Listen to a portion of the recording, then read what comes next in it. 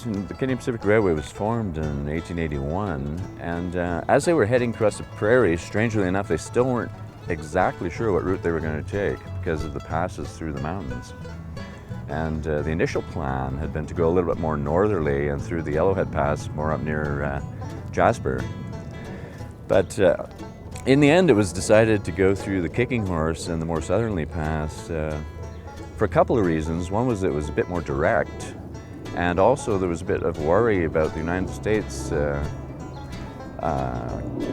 poaching traffic, I guess you would say, from southern parts of BC. There's a lot of mining activity, and they thought the American roads in the north could send up feeder lines and things like that. So it was deemed more prudent to take the southern course through the mountains. And of course, Major Rogers had discovered Rogers Pass by then, and when they did arrive in Calgary, which was already an important spot for the few people that were in the West, there were fur traders, and of course there were the mounted police that were already here since the 1870s.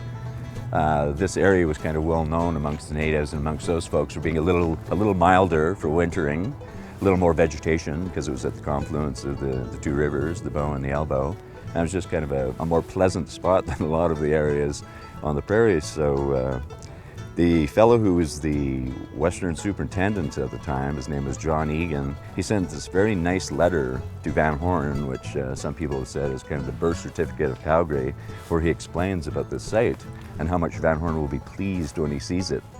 And the only caveat, I guess, for that, which he includes in the letter, was he mentions that there are a number of squatters over on the east bank of the Elbow, all around where they had originally intended to set up the town site. So as a result of that, he'd had a discussion with the folks over here at the Mounted Police Barracks, and they decided to build the bridge across the Elbow, come down here and set up shop over on this side where they'd have much more control of where they would lay out the streets and all those things like that, which of course they wanted full control of so they could sell all the lots. And it's mostly tents, but a few shacks and things. It's quite a going little settlement, because the word had gotten out, of course, that the railway was coming this way.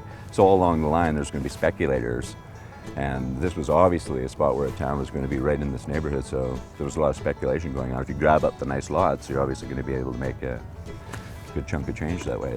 So they kind of pulled a fast one on all those folks by just deciding to set up the town site on the other side of the river.